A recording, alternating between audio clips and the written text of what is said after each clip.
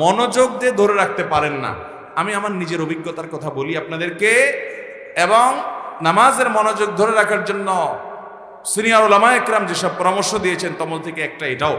আপনাদের কাছে আমার প্রশ্ন, নামাজের কোন ত্রুটিটা নিয়ে আপনারা সবচেয়ে বেশি চিন্তিত? নামাজের মধ্যে আমাদের অনেক ত্রুটি হয়, তাই না?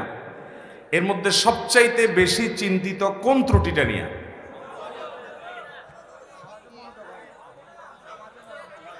মনোযোগ হয় না, মনোযোগ থাকে না, এটা হলো সবচেয়ে বড় সমস্যা। সবাই একমত? এর চেয়ে বড় কোনোটা আছে? এটাই বড় সমস্যা, তাই না? মাশাআল্লাহ, আছে। আরেকজন বলছে, বলেন তো কি আছে? তাড়াহুড়া, ধরে ফেলছে। মাশাআল্লাহ। দেখেন, এটা ঠিক যে একজন মুসলমানের নামাজ সুন্দর হওয়ার জন্য দুইটা জিনিস লাগবে। কয়টা জিনিস? আমার সাথে বলতে হবে, কয়টা জিনিস লাগবে? 5 ওয়াক্ত সালাত আল্লাহর কাছে গ্রহণযোগ্য হওয়ার জন্য, সুন্দর হওয়ার জন্য, এটা জান্নাতের চাবি হওয়ার জন্য দুইটা শর্ত, দুইটা জিনিস লাগবে। একটাকে বলা হয় খুশু, আর একটাকে বলা হয় খুদু। খুশু মানে হলো নামাজের ভেতর, আর খুজু মানে হলো নামাজের বাহির। বাহির এবং ভেতর এই দুইটা যদি আপনি সুন্দর করতে পারেন, ভাইরা আমার, আপনি সেই নামাজই হতে পারবেন যে নামাজের নামাজ তাকে দুনিয়ার সকল মোহ ভুলিয়ে আল্লাহমুখী করে দেয়, যে নামাজের নামাজ তাকে জান্নাত পর্যন্ত নিয়ে ছেড়ে দেয়, যে নামাজের নামাজ তার জান্নাতের চাবির ভূমিকা অবতীর্ণ হয়, যে নামাজের নামাজ আল্লাহর সঙ্গে তার মেরাজের ব্যবস্থা করে দেয়, যে নামাজের নামাজ আল্লাহর সাথে মুনাজাত এবং কানাঘুষার তৌফিক এনে দেয়, যেই নামাজের নামাজ আল্লাহর সবচেয়ে নিকটে নিয়ে যায়, সেই নামাজি হতে হলে, সেই সালাত আদায়কারী হতে হলে, সেই মুসল্লি হতে হলে দুটি জিনিস লাগবে। একটা হলো খুশু, আরেকটা হলো খুদু। একটা হলো সালাতের বাহির, আরেকটা হলো সালাতের ভেতর। আমরা সাধারণত সালাতের ভেতর নিয়ে আলাপ আলোচনা শুনি, এবং সেটার গুরুত্ব যে অপরিসীম সেটা বলাই বাহুল্য। আল্লাহ কোরআনে বলেছেন, 18 নম্বর পারার সূরা মুমিনুন প্রথম সূরার প্রথম দিককার আয়াতে আল্লাহ বলেছেন, ক্বাদ আফলাহাল মুমিনুন আল্লাযীনা হুম ফি সালাতিহিম খাশিউন। ওই ঈমানদাররা সফল হবে ভাই, ওই ঈমানদাররা সার্থক হবে যাদের সালাতের মধ্যে খুশু বা মনোযোগ থাকবে। নামাজে মনোযোগ না থাকলে সে নামাজটা নিষ্প্রাণ নামাজ, সে বিষয়ে বলাই বাহুল্য। কিন্তু আমি অন্য বিষয়ের কথা বলতে চাই, কারণ মনোযোগ নিয়ে আমরা সবচেয়ে বেশি চিন্তিত, এবং মনোযোগ নিয়ে আলোচনাও কম বেশি আমরা শুনি, কিন্তু নামাজের বাহিরটা নিয়ে খুব বেশি আলোচনা হয় না। ভেতরটা আমাদের ঠিক নাই, মনটা ঠিক থাকে না, এটা নিয়ে আমরা পেরেশান আছি, সেটা ঠিক, এবং পেরেশান থাকতে হবে, সেটাকে ঠিক করতে হবে, মনোযোগটা আল্লাহর দিকে আনতে হবে, এটা ঠিক আছে। কিন্তু নামাজের বাহির নিয়ে যে আমাদের কোনো চিন্তাই নেই, অথচ দুইটার সমন্বয়ে নামাজ সুন্দর হয়, এবং আমরা অনেকে জানিও না নামাজের বাহির সুন্দরের জন্য কি করতে হবে। মোহতারাম হাজরিন, নামাজের এই বাহিরের দিকটাকে বলা হয় খুদু, ভেতরের দিকটাকে বলা হয় খুশু, আর বাহিরের দিকটাকে বলা হয় খুদু। এই নামাজের খুজু, যেটা বাহিরের দিক, এই দিকটা যদি আপনার ঠিক না হয়, ভালো করে কান খাড়া করে শুনে রাখেন, আপনার নামাজ পর্যন্ত বাতিল হতে পারে, নষ্ট হতে পারে, ফাসেদ হতে পারে, নামাজ হবে না, হবেই না আইনগতভাবে, ওই নামাজ আবার পড়া লাগবে। এরকমও হতে পারে যদি বাহির ঠিক না থাকে। আপনার যদি ভেতর ঠিক না থাকে, তাহলে নামাজটা আল্লাহর দরবারে গ্রহণযোগ্যতার লেভেল পাবে না, মর্যাদা পাবে না, ঠিক, কিন্তু আইনত কাগজ ও কলমে আপনার নামাজ হয়ে যাবে। মনোযোগ যদি আপনার না থাকে, তাহলে নামাজ কি ভেঙে যাবে? কথা বুঝেন নাই? নামাজ ভঙ্গের কারণগুলোর ভিতরে মনোযোগ না থাকা, এরকম কিছু শুনছেন? কিন্তু নামাজে তাড়াহুড়া করার কারণে, নামাজের যে খুশুর পাশাপাশি খুজু, যেটা সে খুজু রক্ষা না করার কারণে এমনও হতে পারে যে আমার সালাত হয়ই নাই, হবেই না, আবার পড়া লাগবে, এমনও হতে পারে।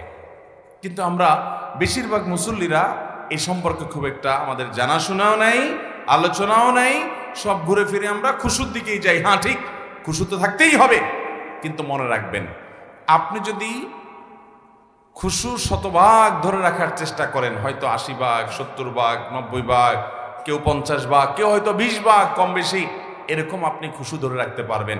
আপনি শতভাগ নামাজে মনোযোগ কখনো পরিপূর্ণভাবে ধরে রাখতে পারবেন। নামাজের মধ্যে নামাজের বাহিরের দিকে মন চলে যেতে পারে, আমাদের উচিত হলো সেটাকে সাথে সাথে ধরে নিয়ে আসা। আমাদের নবী করিম সাল্লাল্লাহু আলাইহি সাল্লাম একবার ইমামতি করছেন মসজিদে নববীতে। তিনি ইমামতি করা অবস্থাতে, আজকের মতো হয়তো দালান কোঠালা মসজিদ তো ছিল না, ইমামতি তিনি শুরু করেছেন। সলাতের মধ্যখানে হঠাৎ একটা বাচ্চার আওয়াজ, কান্নার আওয়াজ, চিৎকার চেঁচামেচি। নবী করিম সাল্লাল্লাহু আলাইহি সাল্লামের বুঝতে বাকি থাকলো না যে কোনো বাচ্চার মা এই জামাতে পেছনে মেয়েদের কাতারে সামিল হয়েছেন, যার কারণে বাচ্চা কাঁদছে আশেপাশে কোথাও। এই বাচ্চাকে ধরার জন্য তার মা নামাজের জন্য পারছে না, সে নামাজে মাশগুল আছে। নবী সাল্লাল্লাহু আলাইহি সাল্লাম নামাজকে তুলনামূলক অন্য সময় যেরকম দৈর্ঘ্য নিয়ে পড়েন তার চাইতে একটু কম দৈর্ঘ্য পড়ে সালাম ফিরিয়ে শেষ করে বললেন, কার বাচ্চার কান্নার আওয়াজ শুনতে পাচ্ছি, সে গিয়ে বাচ্চাকে ধরো। তাহলে এই যে নামাজের মধ্যে বাচ্চার কান্না, সেদিকে মনোযোগ নবী করিম সাল্লাল্লাহু আলাইহি সাল্লামের গেছে। মানুষ হিসাবে আওয়াজ হলে সেদিকে মনোযোগ যেতে, কিন্তু আমাদের চেষ্টা থাকবে মনোযোগটা ধরে রাখা। কিন্তু যদি কোনো কারণে মনোযোগ আপনি ধরে রাখতে পারেন নাই, আইনত কাগজে কলমে মাসআলার দিক থেকে নামাজ হয়ে যাবে। কারণ নামাজের মধ্যে এত পার্সেন্ট মনোযোগ থাকতে হবে এরকমটা ফরজ বা ওয়াজিব নয়। আবার কেউ ভুল বুঝবেন না, তাহলে মনোযোগের দিকে খেয়াল করার দরকার নাই। মনোযোগ দিকে খেয়াল করতেই হবে, নাহলে সফল মুমিন হবেন না, জান্নাতুল ফেরদাউসে যেতে পারবেন না। সেই চেষ্টা করতেই হবে। কিন্তু আপনি চেষ্টা করলেও একেবারে শতভাগ মনোযোগ যে ধরে রাখতে পারবেন সেটা জরুরি না, সেটা সম্ভব না, কিন্তু আপনার চেষ্টা থাকতে হবে। মুহতারাম হাজরিন, নামাজের খুশুর পাশাপাশি খুজুটা যদি ঠিক না থাকে, খুজুর মধ্যে একটা লেভেল আছে, এইটুকু যদি অন্তত ঠিক না থাকে, যেটাকে বলা হয় তমানিনা ফিস সালাহ, বা নামাজের মধ্যে ইতমিনানের সাথে নামাজ পড়া, মিনিমাম ধীরস্থিরতা যতটুকু না হলে নয়, এতটুকু যদি না থাকে তাহলে আপনার নামাজই হবে না। কারণ সেটা না হলে ওয়াজিব তরক হবে, অনেক ওলামাদের, অনেক ইমামদের মতে ফরজ তরক হবে, যার কারণে নামাজই হবে। নবী করিম সাল্লাল্লাহু আলাইহি সাল্লাম বলেছেন, তিরমিজির হাদিস, আপনারা অনেকে শুনেছেন, আউয়ালু মা ইউহাসাবু বিহিল আবদু ইয়াউমাল কিয়ামাতি, কিয়ামতের দিন বান্দার সর্বপ্রথম হিসাব নেওয়া হবে কিসের? ইবাদতের মধ্যে নামাজের হিসাব সর্বপ্রথম নেওয়া হবে। আর মানুষের পারস্পরিক লেনদেনের মধ্যে মানুষ খুনের হিসাব সর্বপ্রথম নেওয়া হবে। এই হাদিসে নবী সাল্লাল্লাহু আলাইহি সাল্লাম বলেছেন, ওয়া ইন সালুহাত ফাকাদ আফলাহা ওয়া আনজাহ, যদি কারণ নামাজের হিসাবটা ঠিকঠাক মতো সে দিতে পারে তাহলে সে সাকসেস হয়ে গেল, সে পার হয়ে যাবে আখিরাতে, তার আর পাকড়াও নাই, অন্য সব সহজ হয়ে যাবে, নামাজটা ঠিক হয়ে যায়। ওয়া ইন ফাসাদা, আর যদি নামাজের হিসাবটা গড়বড় ধরা পড়ে, ভেজাল ধরা পড়ে, ফাকাদ খাবা ওয়া খাসির, তাহলে এই ব্যক্তি আর সামনে আগাতে পারবে না, ধরা পড়ে যাবে। এই জন্য ভাইরা আমার, নামাজটা যদি কিয়ামতের ময়দানে হিসাব গ্রহণের সময় ঠিকঠাক দিতে হয়, তাহলে নামাজের এই বাহিরটার প্রতি বিশেষ মনোযোগ দিতে হবে।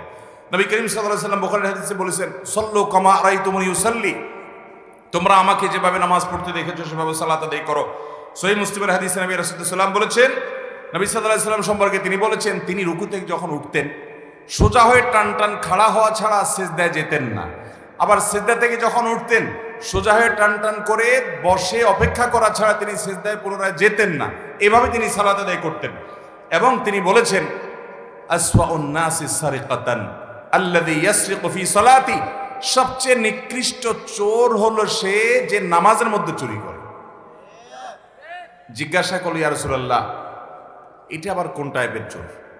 আমরা তো বিভিন্ন চোরের কথা শুনছি, গম চোর, টিন চোর, গরু চোর, বিভিন্ন রকমের চোর আছে, তাই না?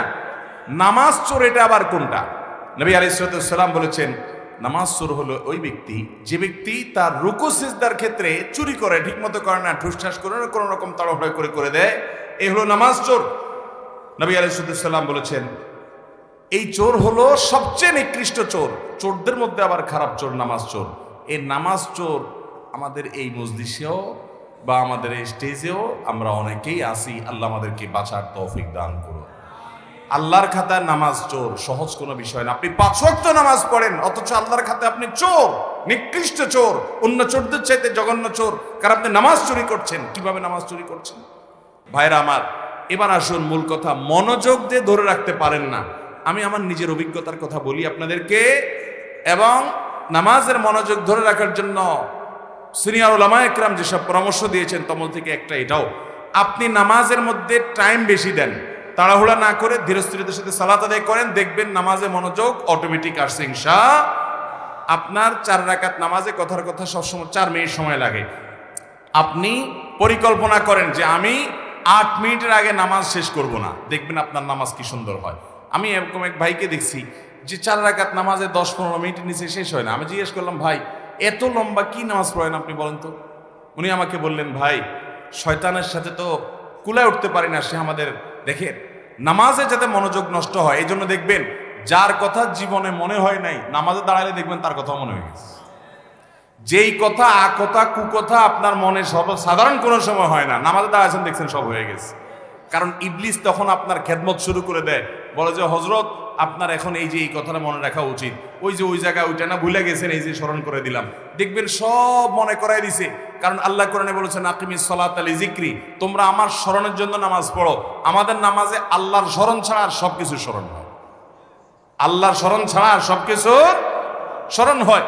নামাজে মনোযোগ যদি আপনি ধরে রাখতে চান তো পরীক্ষিত আমল হলো সময় ডিউরেশন বাড়িয়ে দেন।